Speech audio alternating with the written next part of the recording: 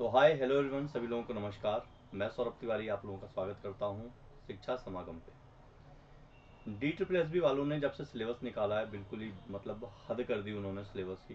ये कह दिया कि ये लो सारा का सारा और पढ़ लो।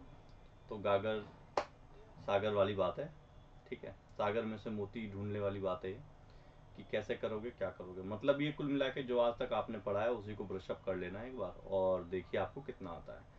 तो आपने अपनी एकेडमिक पढ़ाई कितने अच्छे से की है, इसी पे डिपेंड करता है आपका पूरा डी ट्रिपल एस बी का एग्ज़ाम। बाकी कोई भी टीचर उस पूरे सिलेबस को, जो कि पूरे 3 साल का है, उसको 6 महीने में भी नहीं करा सकता, ठीक है। 1-2 महीने में हद से हद क्या हो सकता है कि थ्योरम्स वगैरह हो सकती हैं। एज अ मैथ टीचर मैं बताऊं कि हद से हद थ्योरम्स हो सकती हैं, ठीक। क्योंकि ग्रेजुएशन में तो वैसे ही ज़्यादातर आपके वो प्रूफिंग के सवाल ज़्यादा आते हैं, सॉल्विंग के आते नहीं हैं।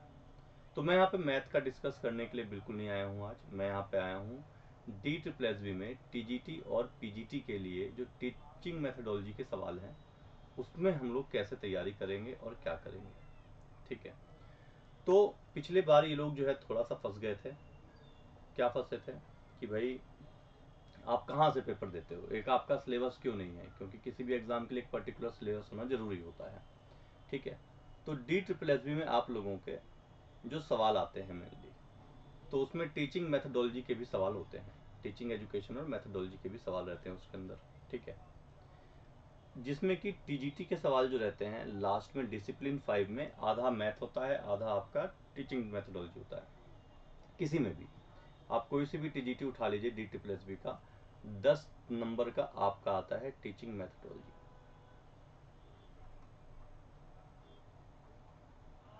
ठीक है। और पीजीटी में अगर आप बात करो, डी ट्रिपल एस बी उठा लीजिए कोई सा भी पीजीटी, एनी पीजीटी, उसमें सेम चीज आपकी 20 नंबर की आती है, ठीक है। तो ये भी तय नहीं था कि आप ये कहाँ से देते हो, कैसे देते हो। तो इन्होंने क्या किया कि जो बीएड के आप लोगों के सिलेबस होता है, जो टॉपिक होता है, पूरा का पूरा दे दिया कि लो भैया हम तो यहीं से देते हैं, ठीक। यही आपको करना है। अब ये फॉलो किसको करते हैं, आपको सवाल इनके कहाँ पे मिल जाएंगे, थ्योरी आप कहाँ से पढ़ो, क्योंकि हर कोई तो डी से नहीं पढ़ा होता है ना। तो ये आपके 10 टॉपिक दे रखे हैं: learning and teaching, language across curriculum, understanding discipline and subject, gender school and society, pedagogy of school subject, ये थोड़ा सा अलग है, knowledge of curriculum, assessment for learning, creating an inclusive age school, childhood and growing up, drama and art in education, ठीक है। ये आपके 10 topic है टोटल।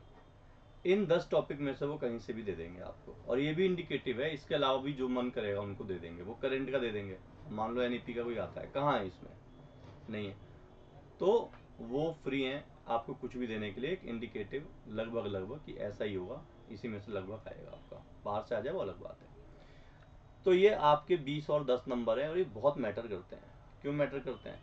क्योंकि जो आपका पार्ट ए है वो आपको एज अ स्कोरिंग लेके चलना है, कि मुझे पूरी मेहनत इसमें करनी है, मुझे मैक्सिमम नंबर इसी में लाने हैं, पहली चीज।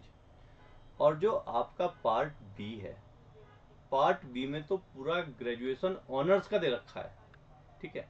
तो वो तो वैसे भी आप सोचो कि पूरा कर लो, तो कैसे करोगे बताओ, कितना टाइम ही होता है, लगभग 38-40 मिनट भी, 38-40 सेकेंड भी पर क्वेश्चन के लिए नहीं होता। तो आप भूल जाओ उसे कि आप लोग सारा अटेम्प्ट भी कर पाओगे, आपके आंखों के सामने सारा आ भी जाएगा, ये भूल जाओ आप लोग, ठीक है।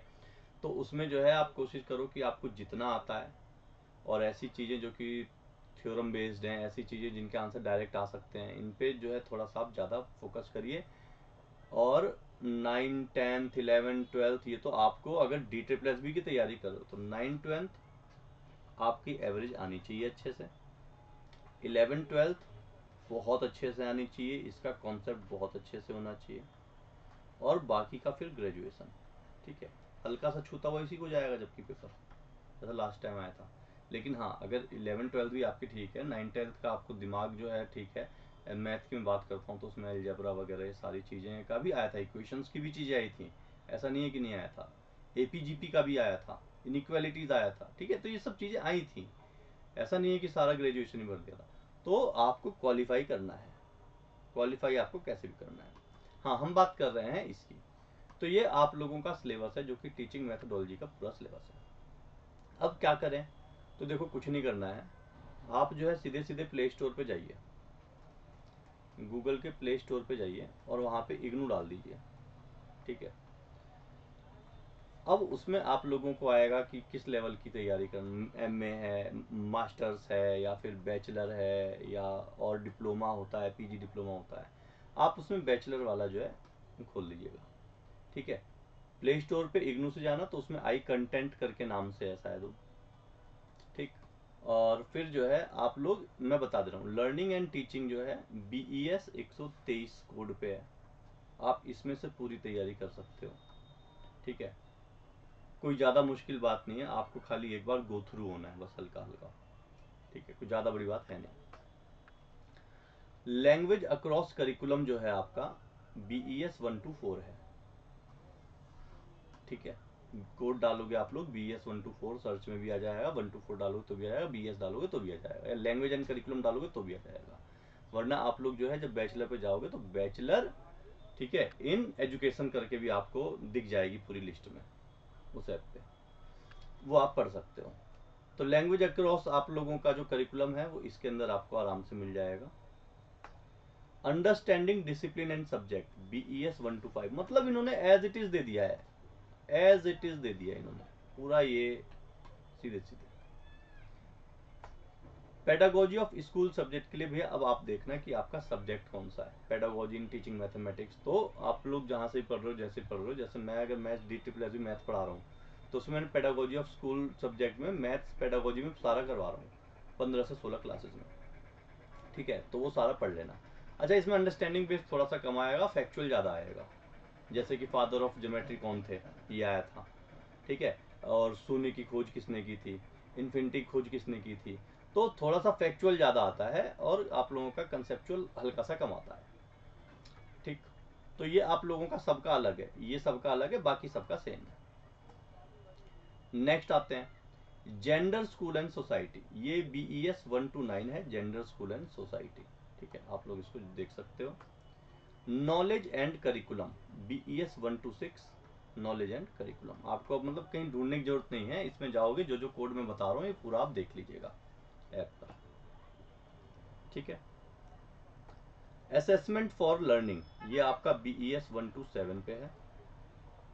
Creating an inclusive school BES 128 पे, और इंक्लूसिव स्कूल पे मैंने 4 पार्ट में प्रैक्टिस क्वेश्चन करा रखे हैं, यूट्यूब पे प्लेलिस्ट बना रखी है, आप लोग देख सकते हो। बाकी की भी मैं करा दूंगा तैयारी। Childhood and growing up BES 121, drama and art in education BESL 123। ठीक है, इस पे सवाल आ रहा है, हर एग्जाम में दे रहा है लगभग सवाल। ठीक, तो ये आप लोगों के क्या है, ये आप लोगों के वो टॉपिक हैं जो कि DTPLSB ने दिए हैं और आप लोगों को ये करना है। तो देखो, मैं तो यही कहूँगा कि 20 नंबर PGT में जब आप तैयारी करोगे ना मैथ के लिए, उससे ज़्यादा आसान है, ये कर लो। लेकिन एक समस्या है, वो समस्या क्या है कि अगर आप लोग सारे सेक्शन करते करते करते करते लास्ट में पहुँचते हो ना, तब आपको ये देखने को मिलेगा। ठीक है, तो बहुत हर्डल्स हैं और लास्ट में तब देखने को मिलेगा, आप बैक भी नहीं जा सकते, सबसे बड़ी बात है। चलिए, तो बाकी जो है शिक्षा समागम से आप लोग जुड़े रहिए और हम लोग आपको ऐसे ही एक एक एग्जाम के जो सिलेबस हैं वो आप लोगों को बताते जाएंगे और कैसे करना है क्या करना है बताते जाएंगे। बाय बाय, टेक केयर, फिर मिलते हैं हम। अच्छा, इन सब की प्रैक्टिस में बहुत अच्छे से करवा दूंगा। ठीक है, एकदम सब्जेक्ट वाइज टॉपिक वाइज करवा दूंगा। तो ये PGT के 20 नंबर और TGT के 10 नंबर, इसके मैं सारे प्रीवियस ईयर भी करवा दूंगा, टॉपिक वाइज बुक में से भी करवा दूंगा, खुद क्वेश्चन फ्रेम करके। चलिए बाय बाय, टेक केयर, फिर मिलते हैं हम नेक्स्ट क्लास में।